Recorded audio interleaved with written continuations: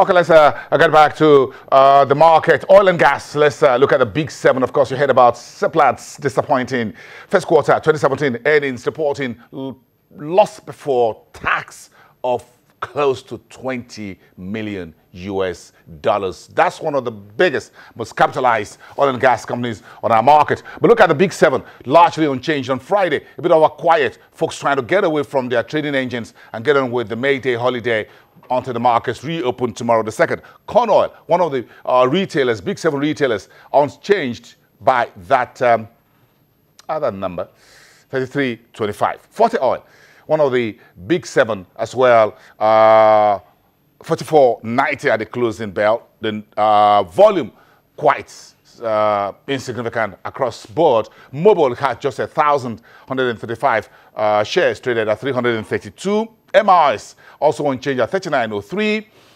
Flip the page and you see Oando down 0.34%. 5.393 million ordinary shares at 575. As Seplat, the whipping boy for the week because of his first quarter numbers, unchanged. Gray, 15 units.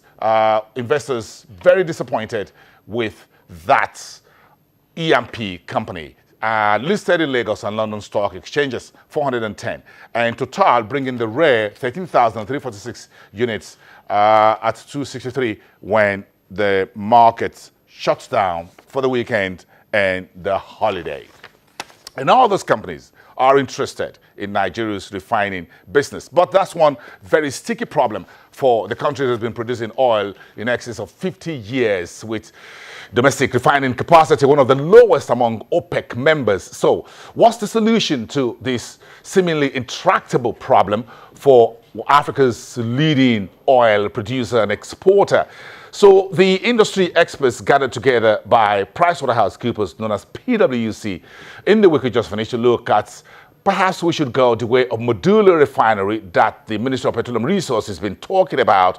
And how do we finance it? What's the business interest for everyone in this? This is part of what we put together at that seminar by PwC on this Nigeria's refining revolution. You need to listen to this. We have over 1,000 customers coming to our facilities to take products. And these are unknown names. So they are not the consolidated corn oil or Total or Port Oil or anybody. These are just father and son business people buying products from us. Over 1,000 of them. And they come from everywhere. I have a customer who comes from Maiduguri to take diesel. Now, because I see the report, he comes quite often. And one day I was curious and I said, I have to talk to this man. So I called the Elijah and I introduced myself and I said, can you tell me what business sense it makes for you to come periodically and regularly too to buy 1-2 truckloads of diesel from Niger Delta in Magbella?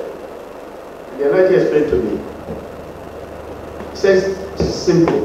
When he sends his truck to go and pick his product from either the Kaduna refinery or the Warri refinery, but those are the two that I have over most of the time. It takes from Maiduguri 1 day to drive to Kaduna, or maybe 2 days to drive to Warri. The driver stays there for 2 weeks, you know. And sometimes he's told there's no product. So he comes back to Maiduguri empty. But after 2 weeks, if he's lucky and he gets a load, by the time the driver comes back, maybe takes another 2-3 days. But when he leaves to come to Ogbele to buy diesel, he gets there in 1 day. In 2 hours, he's been loaded, and he has called him to say, I have left location. The second day, he's back to base. He's getting unadulterated products.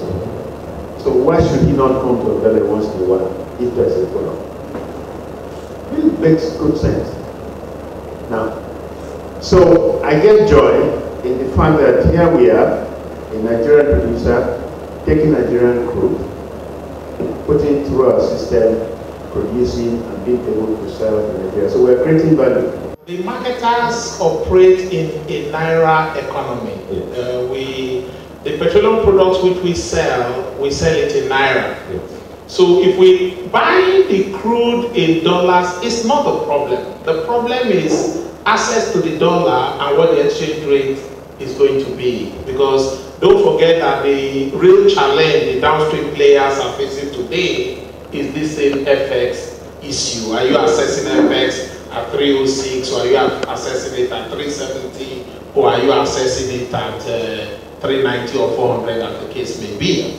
So if we have to buy crude, we are ready to pay in dollars, but one of the conditions that we assess the dollar and we agree on, we agree to trade at the official exchange rate.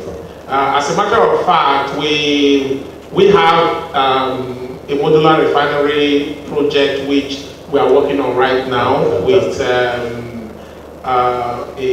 marginal field operator, and this issue also came up because we needed to agree. They already have a contract with an IOC who is their off-taker, and of course they get paid in dollars, and they want us to also pay them in dollars. But of course the fact that they get paid in dollars and they have to route the dollars through the CBN and they are obliged to sell it at the official exchange rate simply means that we all have to agree to trade at the official window. So I don't think marketers have a challenge paying for the crude in dollars insofar as they have access to the dollar and everybody trades at the official exchange rate. We've been working in Nigeria for the past 4 years. The challenge is, I think if one is to look at the project development and look at it from different aspects, you will see that there are challenges in every step. If we look at the pre-development phase, I think the biggest challenge has been the lack of, or maybe